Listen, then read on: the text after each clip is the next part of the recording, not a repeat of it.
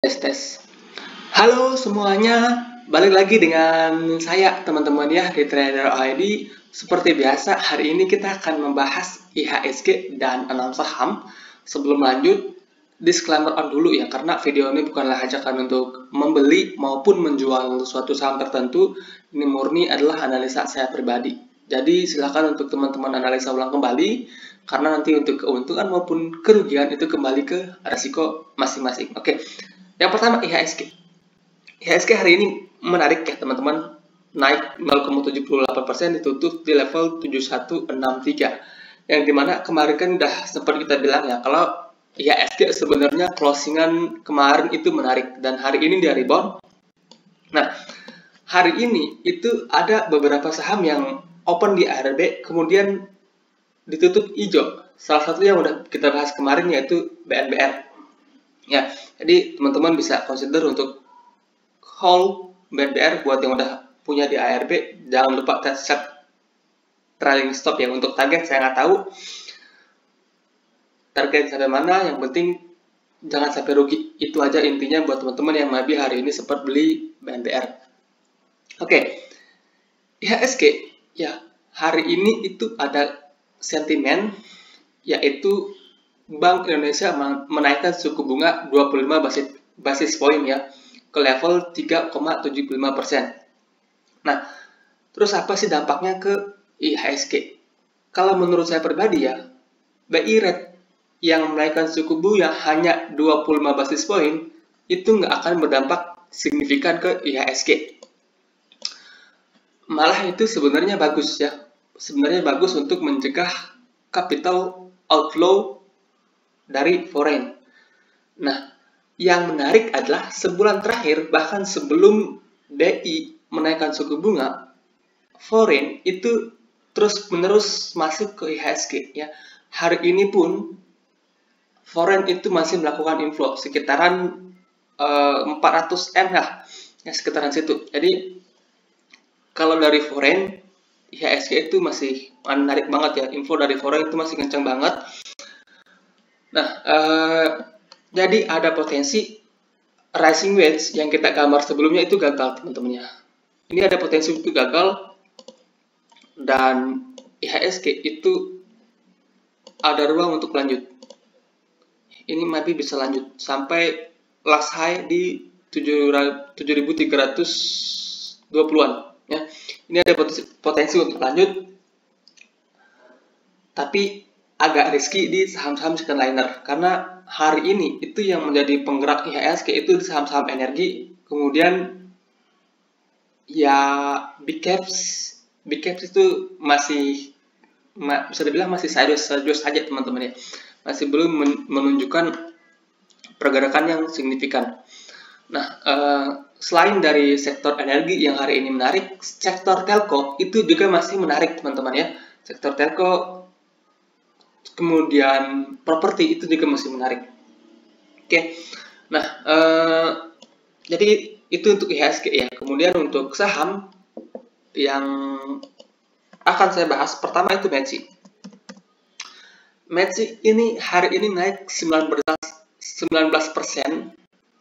lebih ya, ditutup di level 735 ya, 735 naik 19% lebih. Nah, Metsi hari ini itu rilis laporan keuangan yang dimana laba bersihnya naik 500% lebih kalau nggak salah ya. Bisa teman-teman bisa tolong untuk cross check lebih lagi ya buat laba bersih Metsi lagi. Nah, Medco secara teknikal ya, hari ini dia ada gap up yang gede banget ya. Apakah ini akan ketutup? I don't know ya, saya nggak tahu, bener-bener nggak tahu teman-teman. Dan secara teknikal hari ini dia break double bottom ya. Ini double bottom yang lumayan gede, breaknya juga dengan spike volume yang ini breaknya volumenya gede banget teman-teman. Jadi kalau menurut saya ini Messi masih ada chance untuk lanjut. Target dari double bottomnya ini sendiri masih lumayan jauh, masih bisa ke sekitaran 830-an. So kalau seandainya Messi itu koreksi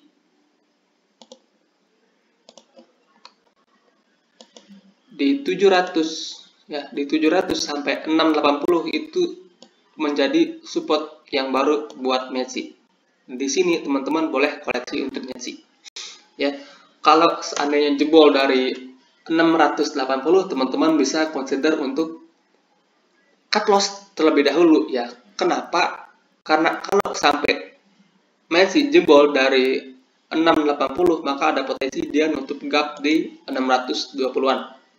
Nah, jadi Messi ini menarik ya. So buat teman-teman yang maybe hari ini udah sempat beli, hold aja. Yang baru mau entry di dekat-dekat 700. Oke. Menurut saya ini peluangnya masih lumayan jauh ya.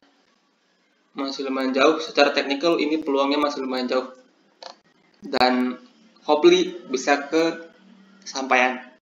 Hopefully bisa sampai 830-an. Oke, itu untuk Messi. Kemudian Adaro hari ini itu menjadi saham yang net foreign buy-nya paling gede ya. Hari ini Adaro menjadi saham yang dikoleksi asing paling gede teman-teman ya. Nah, kalau teman-teman ingat terakhir kali saya bahas Adaro, kalau nggak salah di round ini ya, lupa sih saya ya, di round ini. Nah, dulu itu pernah saya sarankan beli Adaro di support ini. Dan ini ada gambar saya ya, waktu itu saya bahas Adaro di sini. Nah, kenapa saya lama nggak bahas ini? Karena saya jujur saja nggak ikutan. Saya nggak ikutan di sini. Nah, tapi Adaro ini menarik teman-teman ya.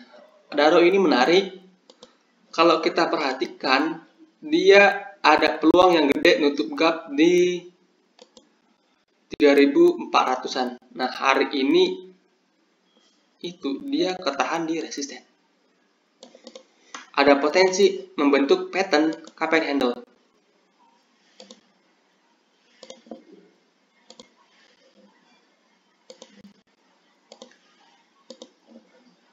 Ini udah hampir jadi, 90% jadi teman-teman ya. Dan kalau ini lewat, maka Adaro bisa break dari, bisa menuju 4.000-an. Nah, strategi saat ini adalah buat teman-teman yang maybe udah punya Adaro ini, bisa manfaatkan untuk hold Adaro ya, hold Adaro, dan jangan lupa set trailing stop. Nah, buat teman-teman yang belum punya, buy on weakness kalau seandainya besok dia koreksi ya. Buy on weakness dimana dari 3.250 itu udah boleh dicicil sampai 3.150 ya. Dari ini sampai 3.150. Ini adalah area beli kalau seandainya besok Adaro itu koreksi terlebih dahulu ya. Nah, ini masih oke, dan menurut saya ini masih ada peluang yang cukup besar untuk kembali menunjukkan kenaikan. Ya, tinggal teman-teman pinter-pinter entry aja.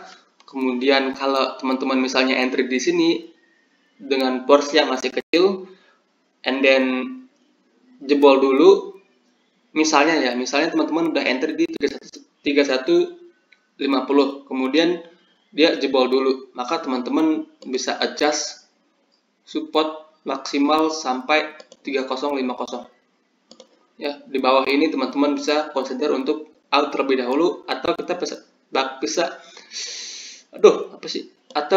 bisa pakai angka bulat ya. Di bawah 3000 teman-teman bisa pasang areal untuk cut loss ya. Kalau jebol dari 3000 teman-teman bisa consider untuk out dari Adaro ya. Oke, sorry ya, agak belibet. Nah, itu untuk Adaro. Ini masih menarik dan masih layak untuk dikoleksi. Any correction is opportunity kalau menurut saya di Adaro ini. Kemudian ada Pegas.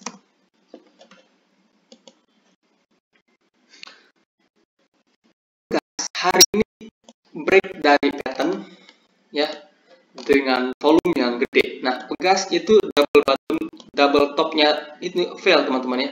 Ini kan sebelumnya sempat saya bahas ya, ada sempat jebol dari pola double top dengan target penurunan sampai 1350-an, tapi ternyata dia nggak sampai situ ya. Kemudian terakhir kali saya bahas Pegas itu di sekitaran sini ya, kalau nggak salah di sini deh ya, dimana waktu itu saya bilang Pegas belum menarik. Kalau break 1600 bisa perhatikan Pegas lagi. Nah, Pegas ini kembali menarik ya, kembali menarik. Terus terang saya ke skip di Pegas. Hari ini dia break dari pattern cup and handle juga, sama dengan Adaro tadi. Volumenya juga gede banget. Jadi volume yang gede itu artinya breakout-nya valid teman-teman. Itu menandakan breakout yang valid oleh Pegas. Nah, kalau kita bicara target price dari patternnya ini, maka ada potensi Pegas menuju ke 1900 sampai 2000 ya. Nah, untuk saat ini yang maybe teman-teman ada yang udah entry Pegas, teman-teman tinggal hold dan jangan lupa set trailing stop. Nah, kalau seandainya dia turun dulu, bisa manfaatkan koleksi Pegas di 1750 sampai 1700 ya. Ini saya pakai box kuning di range ini sampai 1700 itu adalah area beli yang baru teman-teman ya. Kemudian kalau seandainya dia close jebol dari 1700, teman-teman bisa consider untuk exit terlebih dahulu ya. Itu kalau kita trading teman-teman ya. Kalau kita trading sahamnya jebol dari support, better out dulu. Kenapa seperti itu? Kenapa? Buat teman-teman yang maybe investor ya atau yang pemula, kenapa ketika saham jebol support itu kita out ya? Tujuannya adalah meminimalisir resiko, memperkecil resiko teman-teman ya. Nah, karena kalau saham jebol dari support, apalagi jebol dengan volume gede, ada potensi untuk lanjut turun. Lalu kalau seandainya naik gimana? Kalau seandainya dia cuma jebol sebentar, kemudian dia lanjut naik, seorang trader biasanya dia akan enter lagi di atas ya. Kalau seandainya entry lagi di atas dan dia jebol lagi supportnya, terus gimana? Itu berarti ada yang salah dengan kita ya. Jangan denial, itu berarti ada yang salah dengan kita, atau mungkin keberuntungan kita belum ya. Sometimes keberuntungan itu sangat diperlukan kalau kita trading saham. Oke. Itu untuk Pegas. Kemudian ada Mari ya. Jadi itu untuk 3 saham di sektor energi. Yang pertama itu Messi di sektor minyak, menarik juga. Kemudian ada Adaro, batubara, itu juga menarik banget. Kemudian ada Pegas di sektor minyak dan gas, itu juga still oke ya. Sektor energi udah kembali menunjukkan respon yang positif. Nah, kemudian ada Mari. Oke. Mari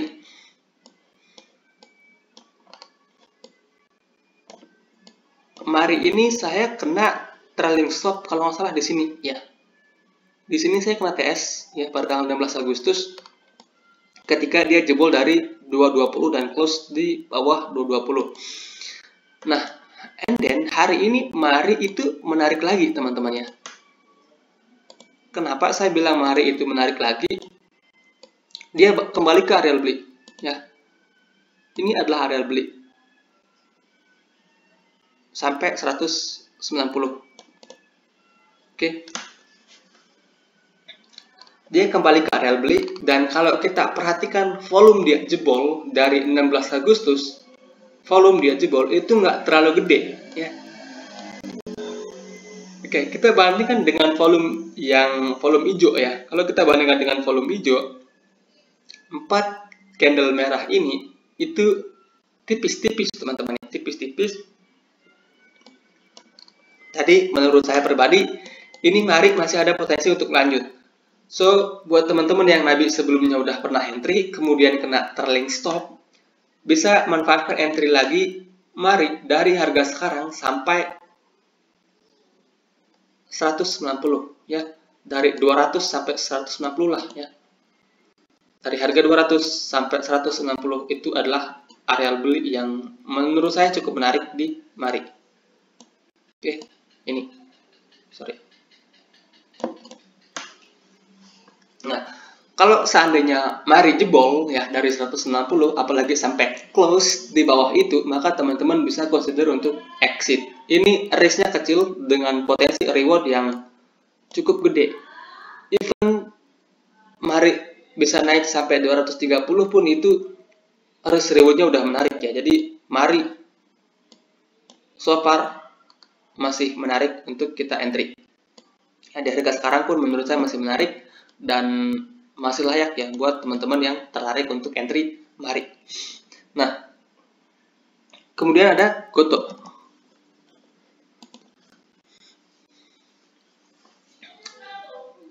Gotoh ini masih oke teman-teman ya. Gotoh ini menarik dan masih ada ruang untuk naik sampai 350 atau maybe bisa lebih dari itu ya.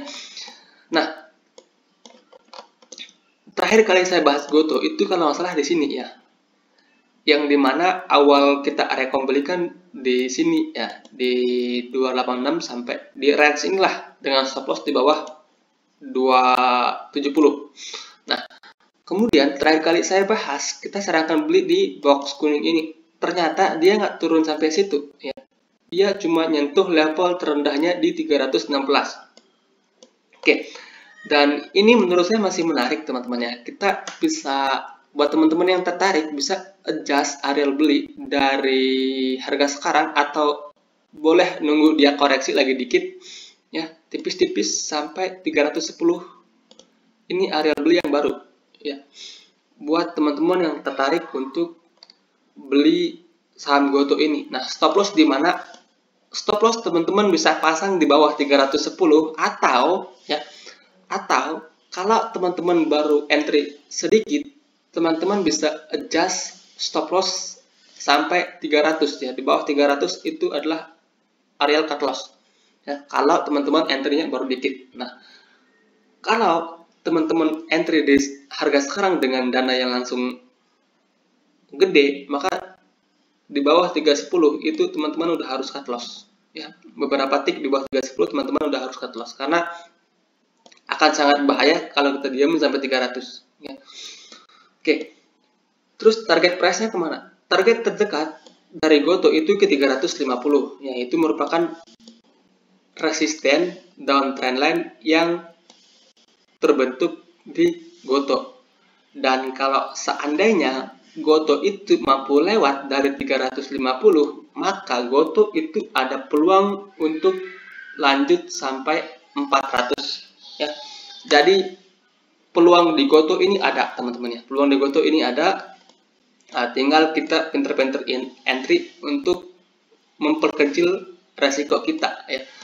Nah, kalau di harga sekarang sampai 310 kan itu lumayan lebar ya. Itu sekitaran 6-7% kalau nggak salah ya. Maka teman-teman bisa manfaatkan cicil dikit-dikit sampai 310.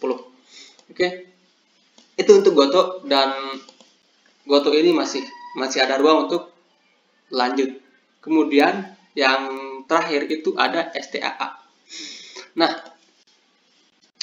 ini saham setengahnya masih saya hold teman-teman ya. Saya udah nunggu cukup lama di sini. Oke. Terakhir kali saya bahas STAA, kalau nggak salah di sekitaran sini ya. Yang dimana waktu itu saya bilang kalau saya udah TP setengah porsi di STTA. Kemudian setengahnya lagi saya akan TS kalau STTA close di bawah 1200. Ternyata ya, selama ini STTA itu nggak jebol dari 1200. And then hari ini dia break ATH. Break ATH dengan spek volume yang lumayan gede plus candle full Marubosu. Jadi STTA ini menarik ya. Ini menarik kalau seandainya koreksi, teman-teman bisa manfaatkan untuk entry. Nah, areal entry yang baru adalah ini. 1370 sampai 1335 itu adalah areal entry yang baru dari STTA. Ya, kalau seandainya dia koreksi dulu ke sini, maka teman-teman bisa manfaatkan untuk buy on weakness di sini. Dengan harapan ini masih bisa lanjut. Lanjut sampai mana? Terus terang I don't know, karena ini kan all time high ya. All time high. Jadi udah nggak ada resisten lagi di atas, so maybe dia bisa nyentuh sampai 1500. Atau kita pakai bisa pakai yang namanya Fibonacci ya. Dan kalau kita pakai Fibonacci, ada resisten terdekat di 1460. Oke. Jadi menurut saya pribadi ini STTA masih menarik dan masih ada potensi untuk kembali melanjutkan kenaikan. Oke, sekian pembahasan dari saya. Semoga bermanfaat teman-teman dan selamat malam.